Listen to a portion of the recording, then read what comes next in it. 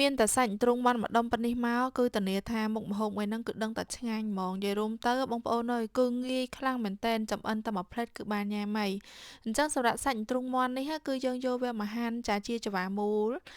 កុំក្រាស់ពេកចាបងប្អូនរៀងល្មមមកចាបន្ទាប់មកគឺយើងយកសាច់មាន់ហ្នឹងយកមកប្រឡាក់គ្រឿងហើយសម្រាប់គ្រឿងទេសគឺអត់មានអីច្រើនទេចាខ្ញុំដាក់តម្រេចបន្តិចអំបិលមួយចិបហើយនិងម្សៅរ៉ូឌីបន្តិចនឹងឯងចាប្រឡាក់បែបឡមប្រឡាក់ហើយបងប្អូនផ្អាប់ទុកចោល5នាទីចា5នាទីក្រោយសូមយើងយកសាច់ទ្រុងមាន់ហ្នឹងគឺយើងយកមកប្រឡាក់ជាមួយនឹងម្សៅម្ដងហើយម្សៅហ្នឹងគឺអត់មានប្រើម្សៅអីពិបាកទៀតចាគឺខ្ញុំប្រើជាមួយនឹងម្សៅមីឬមួយក៏ម្សៅ all purpose flour គឺយើងដាក់ម្សៅហ្នឹងចាមកប្រឡាក់បែបហ្នឹងមកប្រឡាក់មុនដំបូងខ្ញុំគិតថាខ្ញុំប្រឡាក់ហើយខ្ញុំយកសាច់ហ្នឹងយកទៅជ្រលក់ជាមួយនឹងទឹកបន្តិចហើយខ្ញុំរោយជាមួយនឹងកតិចនំប៉័ងពីលើប៉ុន្តែដោយសារតែភ្លេចមើលបងប្អូនអត់មានកតិចនំប៉័ងដូច្នេះគឺខ្ញុំបន្ថែមទឹកចូលក្នុងនឹងតែម្ដងហើយបន្ថែមម្សៅមីដើម្បីឲ្យវារៀងប៉ែកទៅយកទៅបំពងទៅវាស្រួយឆ្ងាញ់ណាចាអញ្ចឹងរបៀបប្រឡាក់គឺមានតែប៉ុណ្្នឹងឯងចាដាក់ទឹកមកល្មមមកបានហើយយើងដាក់ម្សៅយើងប្រឡាក់រៀងប៉ែកបន្ថែមមកប៉ុណ្្នឹងមកគឺរួចរាល់ហើយយើងចាប់ផ្ដើមទៅដាក់ខ្លាញ់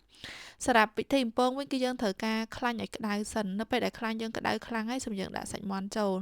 ដាក់សាច់មាន់ចូលនោះបងប្អូនដាក់វាឲ្យត្រង់ចឹងមកចានៅពេលដែលនឹងហើយគឺយើងបំពងរហូតតតែសាច់មាន់របស់យើងនឹងឡើងក្រហមហើយស្រួយល្អបើយើងស្រង់ចេញ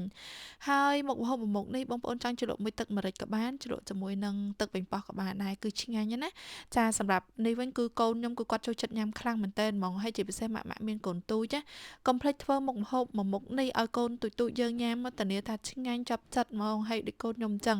តើសើតាឆ្ងាញ់អត់បាត់ពីមាត់ទេសំខាន់ទ្រុងមាន់តែម្ដុំណាគឺធ្វើបានច្រើនដែរចាហើយយើងបំពងអញ្ចឹងរហូតមកបងប្អូនចាបំពងដូចខ្ញុំថាអញ្ចឹងបំពងរហូតតតែឡើងក្រៀមល្អចាក្រៀមល្អឡើងឈ្ងុយហើយបញ្ចឹងស្រង់ចេញបើសិនជាបងប្អូនអត់ចង់ឲ្យក្រៀមពេកចឹងបើចាំក្រហមក្រៀមពេកក៏បានដែរវាសាច់មាន់យើងនៅទន់ស្រួយពីក្រៅអានឹងឆ្ងាញ់ជាងពេលខ្លះហើយយើងធ្វើមុខម្ហូបរងថ្ងៃពេកគឺយើងអត់ដឹងធ្វើអីញ៉ាំទេអញ្ចឹងបងប្អូនអាចសាកបងចូលមើលពីវីដេអូរបស់ខ្ញុំបានចាចូលនៅក្នុង page អញ្ចឹងទៅមើលកន្លែង reel វីដេអូហ្នឹងទៅគឺបងប្អូនឃើញមានមុខម្ហូបច្រើនហ្មងអញ្ចឹងសម្រាប់បងប្អូនរស់នៅអត់ឃើញអីសាកបងអូសលេងទៅពេលខ្លះទៅក៏មានមុខម្ហូបងាយស្រួលដែរព្រោះអីខ្ញុំភាគច្រើនខ្ញុំចូលចិត្តធ្វើអីស្រួលលឿន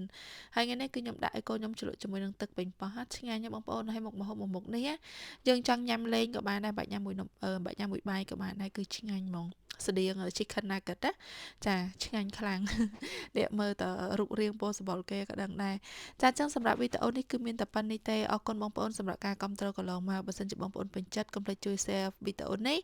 ហើយ follow page ដើម្បីទទួលបានវីដេអូថ្មីជារៀងរាល់ថ្ងៃអរគុណសម្រាប់ការគាំទ្រកន្លងមកចាចាំជួបនឹងខ្ញុំវីដេអូក្រោយជម្រាបលា